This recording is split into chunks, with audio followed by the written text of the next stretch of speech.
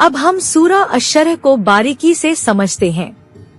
ये कुरान मजीद की 94वीं सूरत है और ये भी मक्के में नाजिल हुई थी। इसका नाम अश-शरह यानी सीना खोल देना या तसल्ली देना है।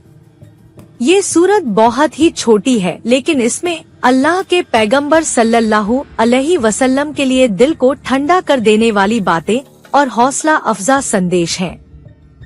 पूरा माहौल और वजह नुज़ूल।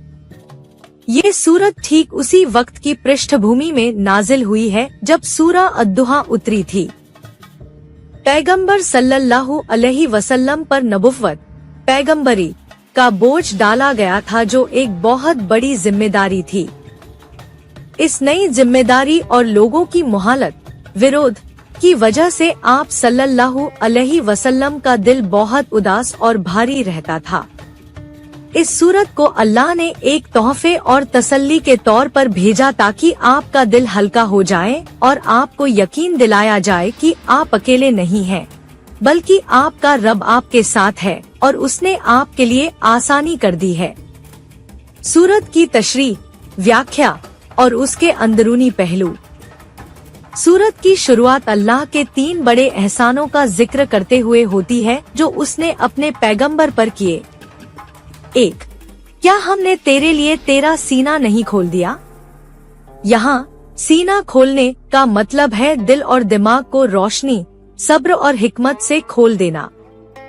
पहले आप एक आम इंसान थे, लेकिन नबुव्वत मिलने के बाद आपके दिल में इल्म और विश्वास की इतनी विशाल जगह बना दी गई कि दुनिया भर की जिम्मेदारी आपके लिए हल्की हो गई।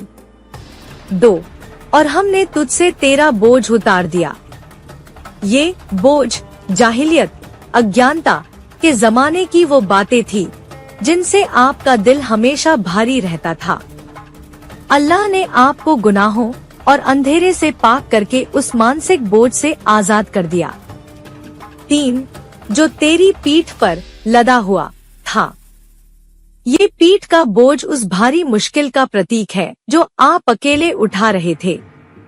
अल्लाह ने ये एहसास दिलाया कि अब ये बोझ अकेले तुम्हारे कंधों पर नहीं है, बल्कि तुम्हारा रब तुम्हारे साथ है और उसने तुम्हें हल्का कर दिया है।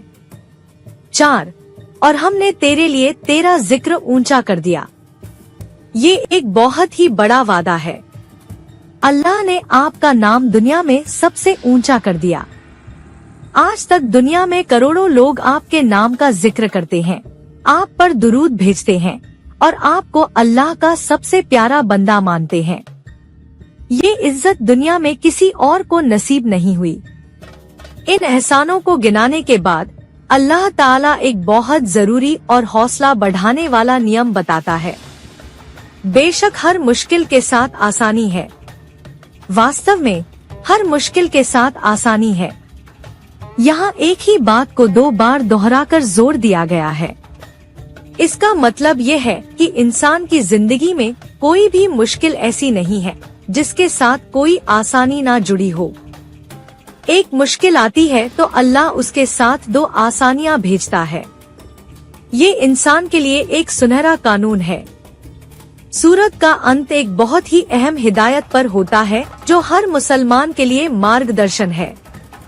फिर जब तू मुश्किल से फारिग हो जाए तो इबादत में जुट जाए और अपने रब ही की तरफ ज्यादा से ज्यादा रुजू कर। यानी जब भी तुझे मुश्किल से छुट्टी मिले, थोड़ा आराम मिले, तो उस वक्त आलस ना कर, बल्कि अपने रब की इबादत और उसके काम में लग जा, क्योंकि असली सुकून और असली आराम तो बंदगी में ही है। सूरत की उपयोगिता और मुख्य संदेश। ये सूरत हर उस इंसान के लिए एक दवा है जो किसी मुश्किल, तकलीफ या बोझ से दबा हुआ है। सबसे पहले तो ये हमें ये यकीन दिलाती है कि अल्लाह अपने बंदे की हालत जानता है और वो उसके दिल का बोझ हल्का करने का रास्ता निकालता है। दूसरा, ये सूरत हमें सिखाती है कि हमें अपने अतीत में अल्लाह के एहसानों को याद रखना चाहिए। जब हम सोचेंगे कि कल वो हमें कहां से कहां ले आया, तो हमारा यकीन ताजा हो जाएगा। तीसरा और सबसे बड़ा संदेश ये है कि हर मुश्किल के बाद आसानी जरूर आती है, ये अल्लाह का वादा है। आखिर में ये सूरत हमें मेहनत और इबादत की तरफ बुलाती है कि आराम के पलों को बर्बाद ना करें, बल्कि उन्हें अपने रब से जुड़ने के लिए इस्तेमाल करें। निष्कर्ष, सूरा अश-शरह एक सुकून और तसल्ली का सागर है। ये हमें बताती है कि जिंदगी की सबसे बड़ी मुश्किल भी हमेशा के लिए नहीं होती। जिस तरह एक कसावट के बाद ढील आती है, उसी तरह हर तंगी के बाद फैलाव आता है। ये सूरत हमारे दिलों में उम्मीद की एक मशाल जला देती है।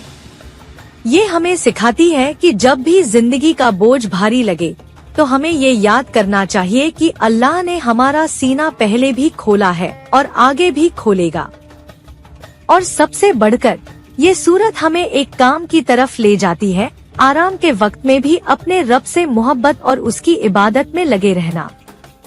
इस सूरत को पढ़कर इंसान का दिल हल्का हो जाता है और उसे एक नई ताकत और हिम्मत मिलती है कि वो अपनी मुश्किलों का सामना कर सके।